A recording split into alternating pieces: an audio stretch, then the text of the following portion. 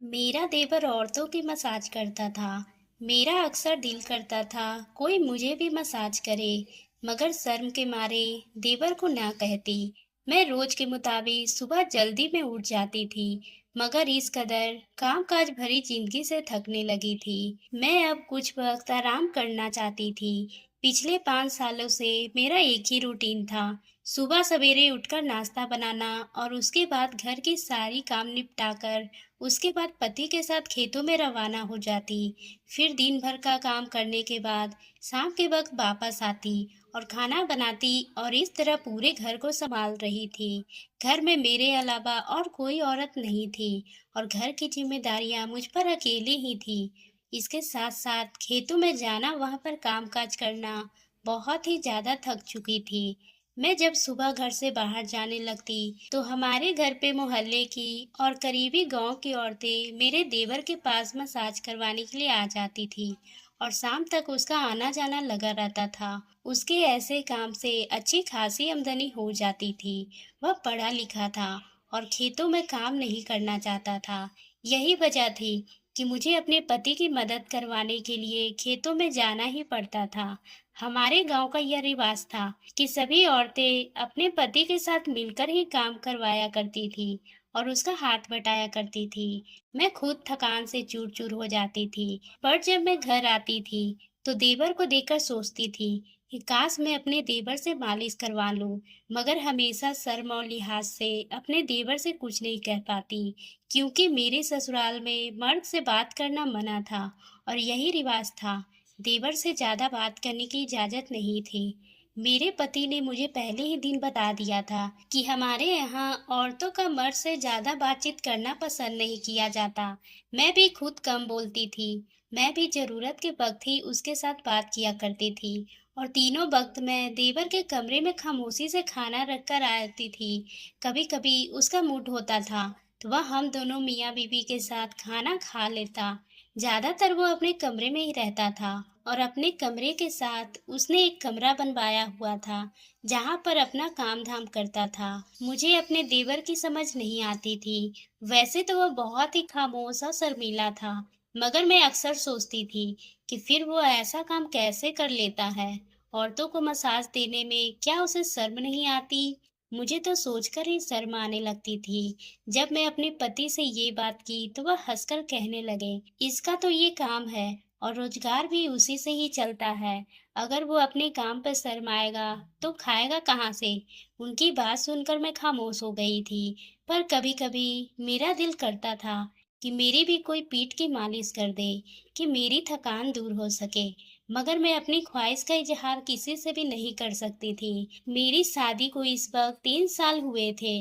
मेरी सास का देहांत हो गया था। इसके बाद फिर सारी जिम्मेदारी मेरे कंधों पर आ गई थी। उनकी मौजूदगी में मैंने एक पल भी सुख का सांस नहीं लिया था। 2 साल मैंने जैसे तैसे कांटों पर बसर किए थे।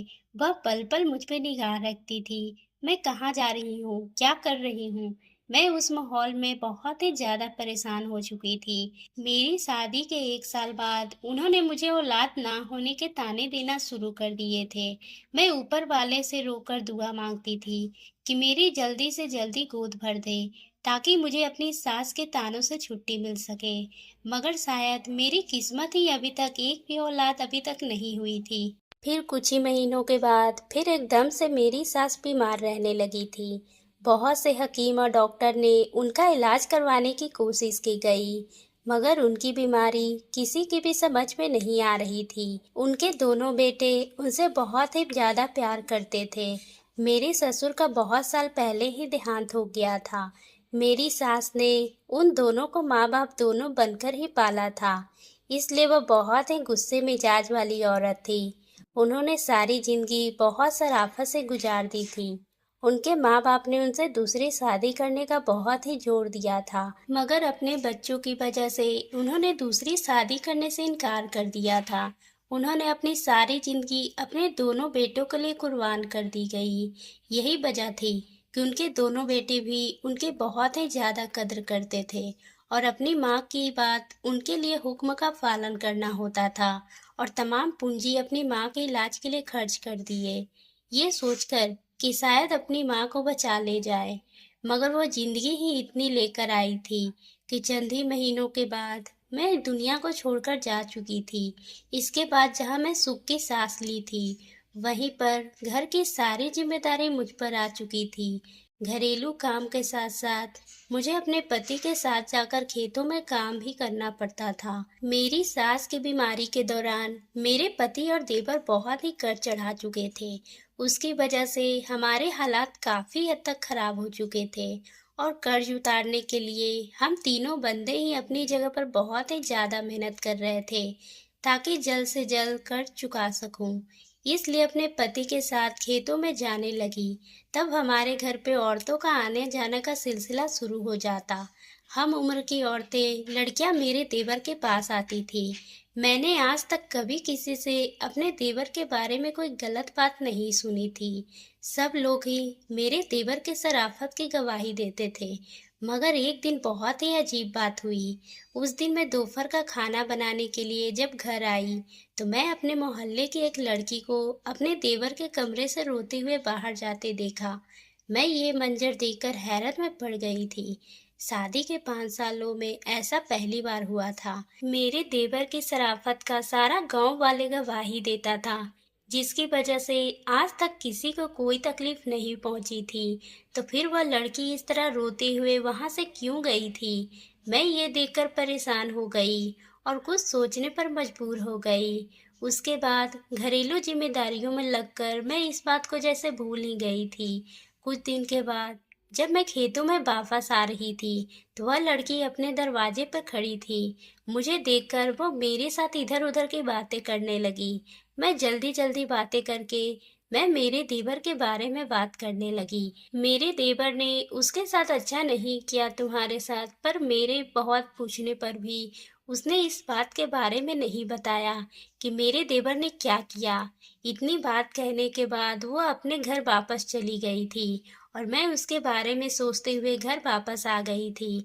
मैं परेशान हो चुकी थी कि ना जाने क्या बात है।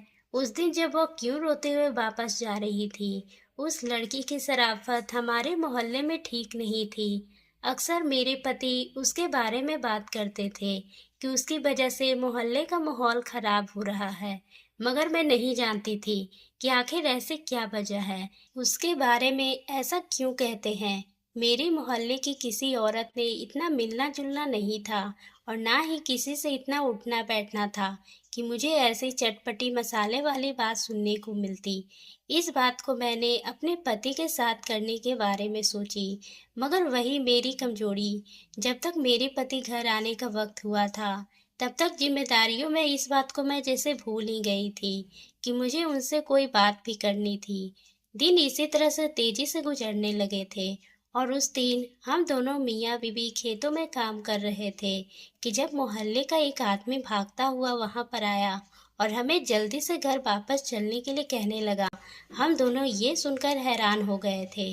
ना जाने क्या बात हो गई है जो बहुत ही ज्यादा औरतों का माजमा लगा हुआ था। औरतें और मर्द वहां पर इकट्ठा हुए थे और ऊंचा ऊंचा बोलने की आवाज सुनाई दे रही थी। सामने का मंजर देखकर हैरान रह गया। सामने ही मेरा देवर मेरे मुंह की तरफ सर झुकाए खड़ा था और उसके चेहरे के हालात से लग रहा था जैसे कि किसी के साथ कुछ गलत किया हो। फिर मालूम हुआ कि मेरे देवर ने तो उस लड़की की इज्जत पे हाथ डालने की कोशिश की है। वह लड़की बहुत ही रो रही थी। उसकी हालत देखकर मैंने अपना दिल थाम लिया और एक नज़र जब मैं अपने देवर की तरफ देखी, वह शर्म से जैसे जमीन में गड़ा जा रहा था। उसकी शक्ल से ही झलक रहा था कि माया ने माँ बाप का कहना था कि मेरे देवर को माया के साथ शादी करनी होगी। मगर मेरे पति ने सुनते ही बड़े हैरत में पड़ गए और गुस्से से चिल्लाने लगे, ये सब झूठ है, मेरा भाई ऐसा नहीं कर सकता। मोहल्ले के बाकी लोग भी मेरे देवर की शराफत की गवाही देने लगे, मगर सवाल ये था कि वह ऐसा कैसे करेगा। माया के माँ बाप का ये कहना है कि माया के साथ उसकी शादी करनी पड़ेगी। फिर मोहल्ले के बड़े लोगों ने बीच बैठकर मामला का रफा दफा किया गया, पर इसके बाद ये जरूर हुआ कि मेरा देवर की इज्जत पे जैसे धब्बा लग गया था और सबने उसके पास आना जाना छोड़ दिया था। वो सारा सारा दिन अपने कमरे में बंद रहता और बिल्कुल गुमसुम खोया खोया। वह पहले भी बहुत ही कम बोलता था, मगर अब तो जैसे बात करना ही भूल गया था। उसकी हालत देखकर मुझे उस पर तरस आता था। मेरा दिल भी इकरार कर रहा था कि मेरा देवर ऐसा भी नहीं कर सकता।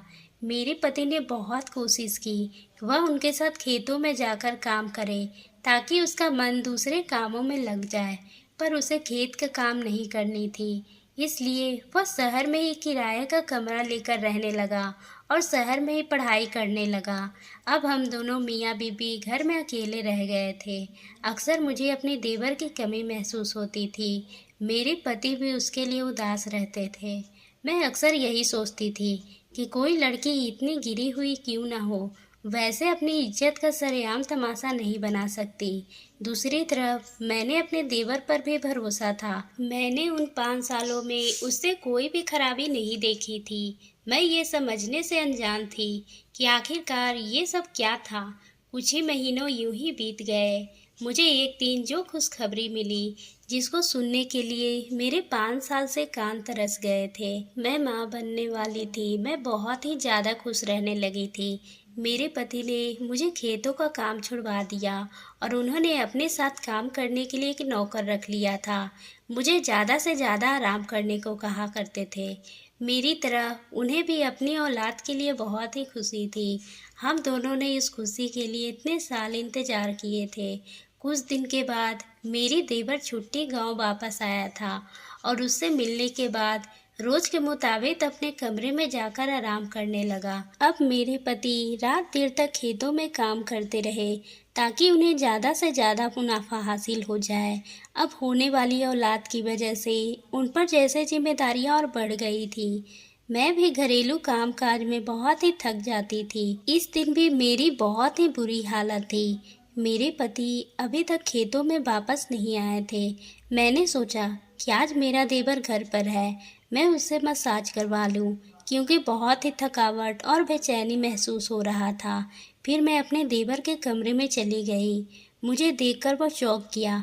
मैंने कुछ सोचा कि उससे कैसे बात करूं, मगर फिर ख्याल को एक जगह रखा और उससे कहा कि अगर थोड़ी देर मेरी मसाज कर दे तो। तभी वह अगली पल मेरे लिए हैरानी सब्र बन चुका था। जैसे सोहन अपनी जगह से उठा, उसके चेहरे पर डर के अंदाज होने लगे। वो कहने लगा, नहीं भाभी, प्लीज, मेरे पास मेरे भाई का रिश्ता रह गया है। मैं इस रिश्ते को खराब नहीं करना चाहता हूँ। आप प्लीज यहाँ से चली जाए। मेरे देवर की आवाज़ सुनकर मैं हैरत में पड़ गई थी। शर्मिंदगी ने मुझे कदम उठाना भी 10 बार हुआ था। मेरा देवर ना जाने मुझे क्यों ऐसा समझ रखा था। मैं अपने कमरे में वापस आ गई। ये सोचते सोचते ना जाने कब मुझे नींद की वादियों में मैं खो गई। लेकिन मेरे देवर ने मुझे गलत क्यों समझा। मैं उससे सिर्फ मसाज के बारे में ही कहा था और अगले ही दिन सुबह सवेरे ही वह वापस शहर चला गया था। फिर कुछ दिनों के बाद पूरे मोहल्ले में एक ऐसी खबर सुनने को मिली जिससे हम सबके होश उड़ गए थे। उस दिन माया ने सबके सामने रोते हुए इस बात का इकरार किया था कि उसने मेरे देवर पर इल्ज़ाम लगाया था, क्योंकि वह मेरे देवर के साथ शादी करना चाहती थी, उससे प्यार करती थी। मगर मेरा देवर एक शरीफ इंसान, उसने माया को कोई जवाब नहीं दिया और इस बात से मना किया कि उससे समझाने की कोशिश की तो माया ने उल्टा उस पर ही इल्ज़ाम लगा दिया। फिर मजबूर होकर उससे शादी कर ले। इस बात से ज़्यादा माया का ही नुकसान हुआ था। उसके लिए रहे सही रिश्ते भी आने बंद हो गए थे। अब एक बहुत ही बड़ी उम्र के आदमी से उसके लिए रिश्ता आया था और माया को यहाँ से चले जाना था। पूरे मोहल्ले के लोगों के दिल में जो मेरे देवर के लिए कांटा चुभ गया था, वो जैसे कहीं निकल गया था और जिंदगी ने मेरे सीने से भी एक बात निकल गई थी। मैं बड़े ही दिनों के बाद खुले दिल से मुस्कुराई थी और फिर एक दिन मैंने अपने देवर से कहा कि मैं तुम्हारे दिमाग की हालत समझती हूँ और मैं तुमसे नाराज नहीं हूँ। वह भी जैसे मेरी बात सुनकर हल्का हल्का हो गया और अब उसने ऑफिस की एक लड़की को पसंद कर लिया था और उसके साथ शादी करना चाहता था कि वह अपनी ज़िंदगी में खुश रहे। हमें उसे खुशी खुशी इजाज़त दे दी थी और कुछ ही महीनों के बाद फिर ऊपर वाले ने मुझे एक चांद सा बेटा दिया। इस तरह मेरी पूरी फैमिली अब अपनी ज़िंदगी में अच्छी तरह से रहने लगे थे। तो दोस्तों, आपको ये कहानी कैसी लगी?